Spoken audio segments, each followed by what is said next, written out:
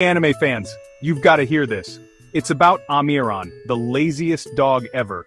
Amiron, the laziest dog in town, just wanted to sleep all day. Even though he was a caregiver, he always slept under a tree. But one day, a little lost and hungry kitten showed up. Amiron, even though he didn't want to, got up and took care of the kitten.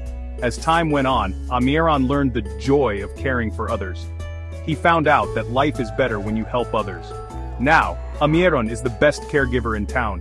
And that's not all, he has way more friends now because of it. So to all the lazy folks out there, remember true happiness comes from helping others. Amiron Anime Style, Whimsical Wednesdays. Uy, mga anime fans, may chika ako sa inyo. Tungkol ito kay Amiron, ang pinakatamad na aso sa balat ng lupa. Si Amiron, ang pinakatamad na aso sa buong bayan. Wala nang ginawa kundi matulog maghapon. Kahit caregiver siya, tulog pa rin siya lagi sa ilalim ng puno. Pero isang araw, may dumating na maliit na kuting, nawawala at gutom na gutom. Kahit labag sa loob niya, bumangon si Amiron at inalagaan ang kuting. Habang tumatagal, natutunan ni Amiron ang saya ng pag-aalaga. Nalaman niya na mas masarap pala ang buhay kapag tumutulong ka sa iba. Ngayon si Amiron na ang pinakamasipag na caregiver sa bayan. At hindi lang yan, ang dami na niyang kaibigan dahil dito.